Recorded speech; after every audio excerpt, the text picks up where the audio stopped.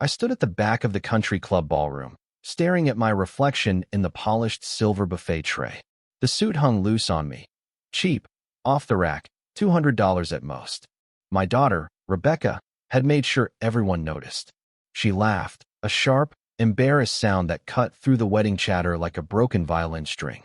"Dad," she said loud enough for half the room to hear. "You couldn't at least wear something decent? You look like you came straight from a thrift store." People chuckled politely, pretending it was all in good fun. But I saw the way she looked at me, like I was a stain on her perfect white day. I smiled. Just a small, polite smile. The kind you give when you've already decided that today isn't going to end the way anyone expects. My name is Richard Lawson. I'm 62 years old, retired Navy engineer, widower for 11 years. And until that moment, I believed I'd done everything right by my daughter. Paid for her college, bought her first car, helped her open her own design studio in L.A. And now, I was about to give her the biggest gift of all, a trust fund worth over $1 million. A fund I'd spent 3 decades building, penny by penny, from military pensions, investment returns, and the sale of my late father's land. But humiliation has a way of clearing the fog in your mind. I walked past the guests, men in tailored tuxedos, women in gowns that cost more than my entire wardrobe, and stepped onto the stage.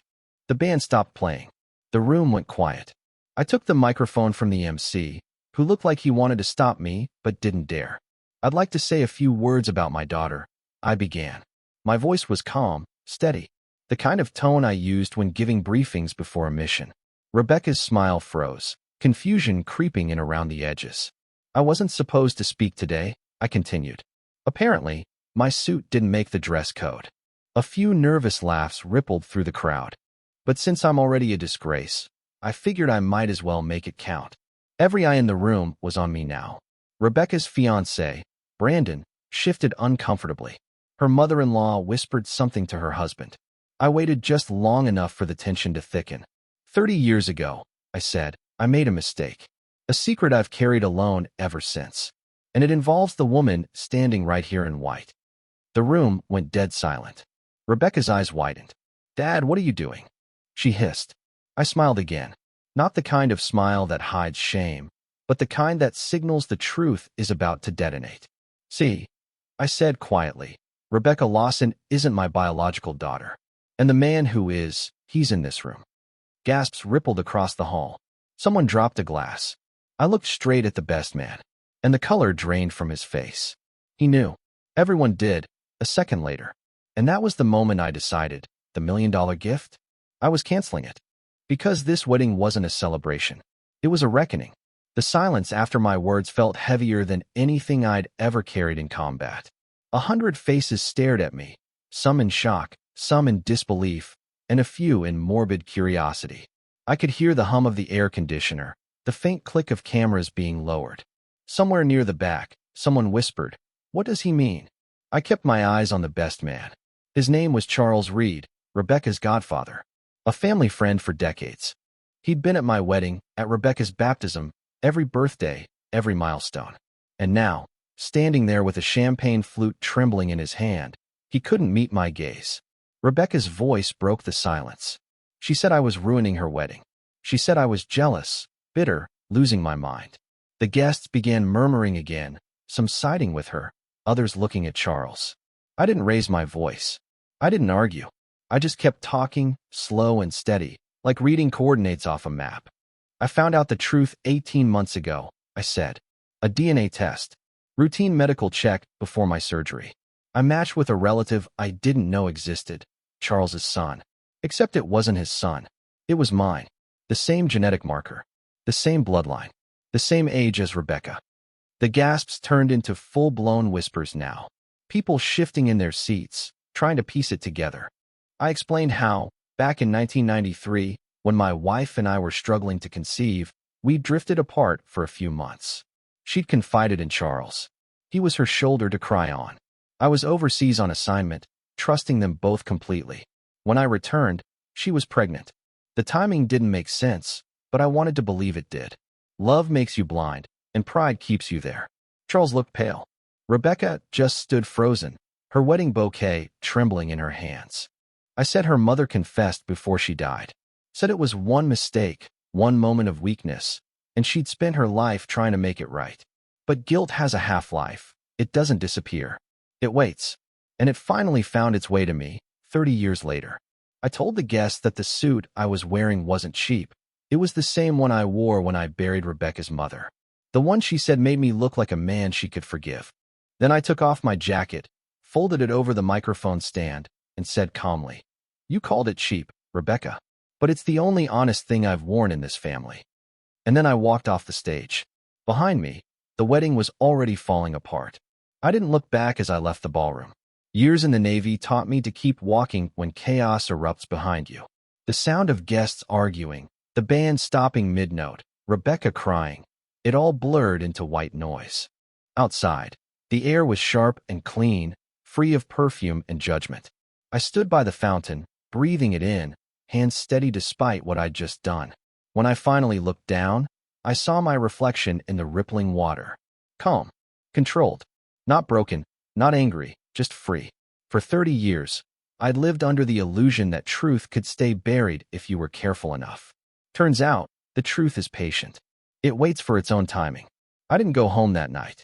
I drove to the motel on Route 12, the same one I used years ago when I needed silence after my wife's funeral. I sat on the bed, turned off the lights, and let the darkness settle around me like an old friend. My phone buzzed nonstop, unknown numbers, Rebecca's fiancé, even Charles. I didn't answer a single one. The next morning, the story was already spreading. Someone had recorded the whole scene and posted it online. Father reveals secret at daughter's wedding, the headline read. 1 million views before noon. Rebecca was furious, according to one message she left on my voicemail.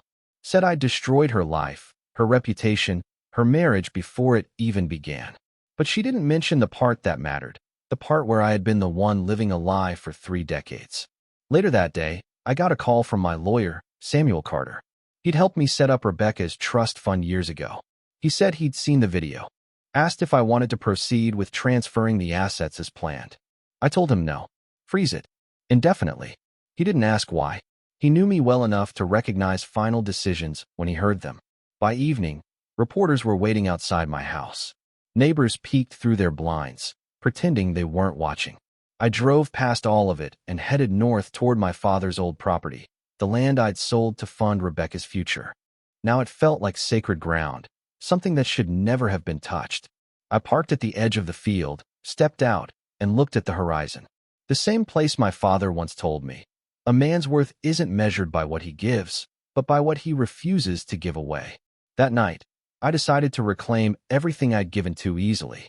The money, the silence, and the part of my soul I'd traded for peace. 2 days passed before I heard from Rebecca again. She didn't call. She sent a message through her lawyer. It was short, cold, professional. She wanted to discuss the financial matters regarding her inheritance. Not a word about the wedding. Not a word about the truth. Just money. Always money. I met with my lawyer, Samuel, in his downtown office. The city traffic hummed outside, muffled by the thick glass. He said Rebecca was demanding immediate transfer of the trust fund, claiming emotional distress and damage to her public image. I didn't say anything at first, just looked out the window at the gray skyline. Then I told him to prepare the paperwork, not to transfer the money, but to revoke the trust completely. Samuel hesitated. He reminded me that the fund was irrevocable by design. But there were contingencies, clauses about moral conduct, public reputation, and the beneficiary acting in good faith. I'd added them years ago, never thinking I'd need them. Now they were my lifeline. I told him to initiate the clause review. By the time I left his office, I already knew what would happen next. Rebecca would come to me, not because she wanted to understand, but because she wanted to fix her image. And I was right. That evening, she showed up at my house, unannounced. I watched her car pull into the driveway through the living room window. She sat there for a long time, adjusting her makeup in the rearview mirror before finally walking to the door. When I opened it, she didn't step inside. She stood there, composed, camera ready. She told me she'd been humiliated in front of hundreds of guests, that her wedding had been canceled, that sponsors and clients had pulled back from her studio because of the video. She said I'd ruined everything. I just listened, calm, silent. Then she asked the question she really came for. if the money was still hers. I told her no, not anymore. She said I couldn't do that, that it was her right. I said rights are earned, not inherited. She called me bitter, selfish, insane. I didn't raise my voice. I just looked at her and said, Rebecca, everything you have came from lies, and I won't fund another generation of them. She left without saying goodbye. Tires screeched as she drove away. When the sound faded, I finally sat down. The house was quiet. For the first time in years, that silence didn't feel empty, it felt earned. But I knew this wasn't over. Rebecca wasn't the kind to accept defeat quietly, and Charles Reed still hadn't made a move. That meant something was coming, and I intended to be ready for it. 3 days later, Charles finally reached out. He didn't call either. He sent a letter, handwritten, delivered by courier, sealed with the same stationery he used for holiday cards. The words were neat, measured, carefully constructed. He said he was sorry for how things unfolded, that emotions had run high, that he wanted to meet as men to discuss the matter privately.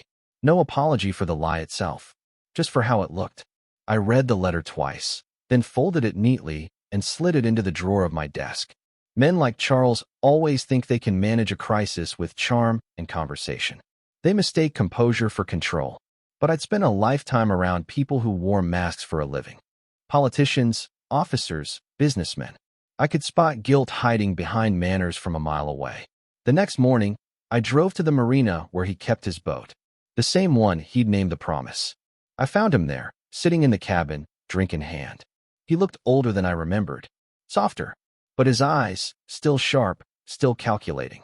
He started talking before I even sat down. Said my wife had come to him during a difficult time, that they'd made a mistake, one they both regretted. He said he'd tried to tell me years ago, but couldn't bear to destroy my marriage. He said he'd loved her once, but never stopped respecting me. I listened quietly, every word replaying the last 30 years in reverse. The family barbecues, the fishing trips, the late-night calls when he said he'd check in on Rebecca while I was deployed. All of it now fitting together into one clear, devastating picture. When he finally stopped talking, I asked him just one question: if he'd known about the DNA results before the wedding. His silence was the answer. I told him I didn't need his apologies or explanations. I just needed him to stay away from me and from Rebecca. He said she'd already come to him, asking for help, claiming I'd lost my mind. He offered to mediate, to help repair the family. That's when I stood up and said quietly, "The family doesn't need repairing, Charles. It needs disinfecting." I left him there, staring at the water, his reflection broken by the movement of the tide. As I walked away, I realized something. This wasn't about revenge anymore. It was about closure. But closure requires truth. And I still didn't have all of it. There was one more secret left in that family, one my late wife had taken to her grave. And I was ready to dig it up. The next week was quiet on the surface, but tension hummed beneath everything. I stopped answering calls. Rebecca stopped pretending to be polite. She'd gone to social media, posting about betrayal and toxic parents, painting herself as the victim. Her followers flooded my inbox with insults. I didn't reply to any of them. Silence, I'd learned, was stronger than argument. But behind that calm, I was working.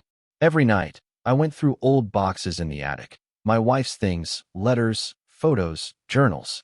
30 years of our life sealed in cardboard and dust. It was in the fourth box that I found it. A sealed envelope tucked inside an old photo album, addressed to me, dated 2 weeks before her death. The handwriting stopped me cold. My wife's.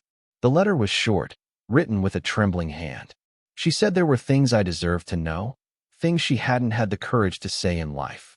She wrote about Charles, how their affair had started and ended, how she'd convinced herself it meant nothing.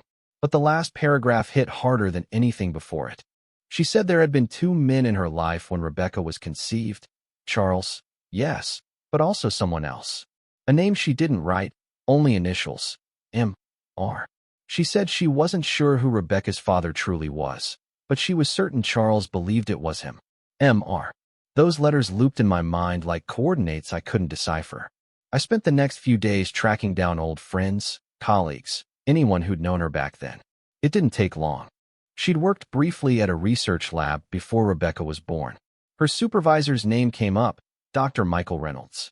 I remembered him vaguely from a dinner party decades ago. Brilliant, Charming, married. I remembered the way my wife laughed at his jokes that night, how she'd smiled at him in a way I hadn't seen in years. I searched him online. Still alive. Still married. Retired in Arizona. If what she wrote was true, then the scandal I thought I'd revealed at the wedding was only half the story. The real truth, the one buried under all those years, was still waiting to be uncovered. And I knew one thing for sure. Before this was over, I was going to meet Dr. Michael Reynolds. Not for revenge, not even for Rebecca, but because I'd spent 30 years living a lie, and I wasn't going to die with another one. I flew to Arizona on a Tuesday morning. I didn't tell anyone where I was going, not even Samuel. The flight was quiet, the kind of silence that stretches when you know a truth is waiting for you at the other end. I rented a car and drove 2 hours north, past sun-bleached desert towns and flat, endless skies. Michael Reynolds lived in a gated retirement community outside Sedona, one of those pristine places where the grass stays green even when the world burns around it. I parked outside his house and sat there for a while, watching the light shift across the stucco walls. I'd imagined this moment so many times, but now that I was here, I felt nothing. No anger, no anxiety. Just focus. When he opened the door, I saw the years had softened him. His hair was white, his hands a little shaky, but his eyes still sharp, still aware. He recognized me instantly. He said my name like a man seeing a ghost. I told him I wanted a conversation. He nodded and stepped aside. The house was filled with framed awards and family photos. His life looked untouched by regret. We sat in his living room, two old men separated by 30 years of silence. I told him about the letter, about the initials, about what I'd learned. He didn't deny it. Didn't even try. He said he and my wife had been close, that she was brilliant, restless, unhappy, that she'd come to him one night after a fight with me. He said it only happened once, and that afterward she'd begged him to forget it ever happened. But he never did. He admitted that when Rebecca was born, he suspected the truth. He'd even done a private paternity test years later, discreetly, quietly, and it confirmed what he feared. Rebecca wasn't mine. She wasn't Charles's either. She was his. I sat there, listening, my hands folded in my lap. No reaction, just silence. He asked if I hated him. I told him I didn't have the energy for hate anymore. Before I left, I asked him one thing. If he'd ever planned to tell Rebecca. He said no. He thought it would destroy her. I told him it already had. As I drove away, the sunset bled red over the mountains. The truth was finally complete. But now that I had it, I realized something even darker. Rebecca had no idea who she really was. And she was about to find out. I returned home 2 days later. The house felt different, quieter, heavier, as if it already knew what was coming. The letter from my wife was still on the table where I'd left it, next to the envelope containing Rebecca's revoked trust papers. I sat there for a long time, staring at both. One was the truth I'd been denied, the other, the consequence of it. By the time night fell, I'd made my decision. Rebecca deserved to know, no matter how much it would hurt her, or me. The lies had lasted long enough. The next morning, I called her. She didn't answer, of course. I left a message, asking her to meet me at her studio, saying it was about her mother. 2 hours later, she texted back one word, fine. When I arrived, she was already there, sitting behind her desk. The walls were lined with her design awards and magazine covers, her success built on perfection and image. But up close, she looked exhausted, dark circles under her eyes, her smile forced.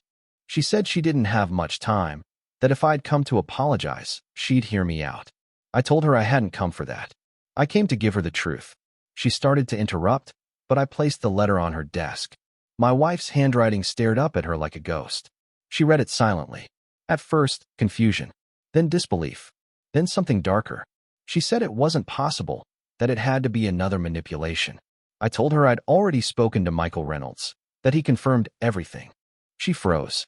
The color drained from her face. She said she knew the name. He'd sent her a scholarship when she was in college, helped her get an internship in L.A. She thought it was generosity. It wasn't. It was guilt. Rebecca's breath quickened. She said I was cruel for telling her, that I wanted to punish her. I told her no, that I wanted her to finally know who she was. She pushed the letter away, stood up, and said she never wanted to see me again. She said if I thought this truth would bring peace, I was wrong. It only destroyed what little was left. I didn't stop her when she walked out. I just stayed there, in her office, surrounded by the empire she'd built on my name. And for the first time, I realized she might not survive the truth I'd just handed her. But neither could I live without it. 2 weeks passed before I heard from Rebecca again. The silence between us stretched like a wound that wouldn't close. I tried not to think about her, but every corner of the house reminded me. Her childhood photos, the piano she never learned to play, the swing in the backyard I'd built when she was 5. Every memory was a contradiction now, love wrapped around a lie. Then, one evening, there was a knock at my door. When I opened it, she was standing there.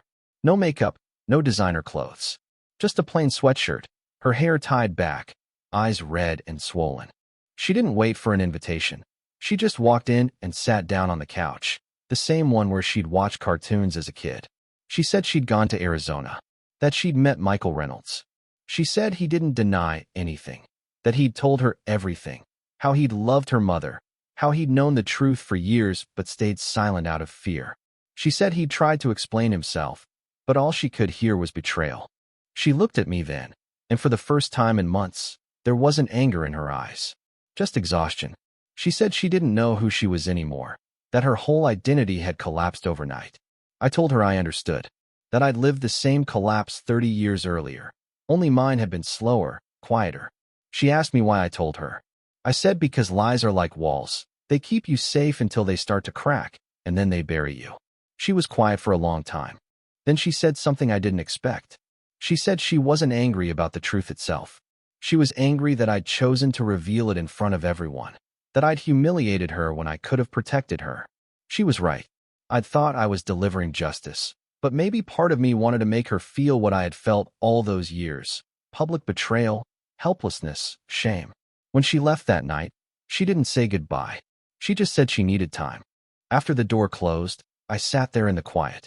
For years, I'd believed truth was the only way to heal. But now, sitting in the empty house, I realized something darker. Truth doesn't always set you free. Sometimes, it just leaves you alone. Months passed before Rebecca reached out again. By then, the story had burned through the internet and faded like smoke. People had moved on to the next scandal. But not us. We were still living in the ashes. When her message came, it was short. She asked to meet at the old family house. The one she'd grown up in. The one I hadn't visited since the wedding. I agreed. Some doors you have to walk through, no matter how much they hurt. The house was smaller than I remembered. Empty rooms, peeling wallpaper, echoes of laughter that didn't belong to this version of us. Rebecca was already there, standing by the window in the living room. She turned when I entered, and for the first time, I saw her without pretense. No anger, no armor, just a daughter stripped down to something raw and real. She said she'd been thinking. About her mother. About me. About everything that happened. She said she finally understood that I hadn't told her to destroy her life, but to free myself from mine. That maybe, for the first time, we were both telling the truth. She asked me if I regretted it, revealing everything the way I did.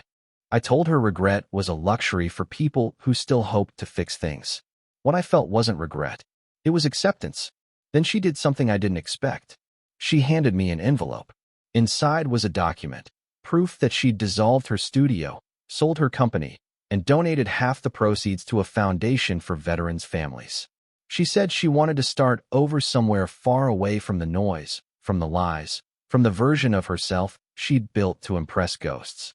She said she wasn't asking for forgiveness. She just wanted peace. We stood there for a while, saying nothing. Then she reached out and hugged me. It was awkward, unfamiliar, like two strangers trying to remember something that once felt natural. But it was real. As I left the house, I looked back one last time. The setting sun poured through the windows, lighting up the dust in the air. It looked like gold. I realized the $1 million gift I'd once planned to give her had never been about money. It was supposed to be a legacy, a promise. And somehow, through all the wreckage, she'd found a way to earn it after all. Not by inheritance, but by truth. Drop it in the comments. Hit subscribe. This is where we talk about what doesn't get forgiven.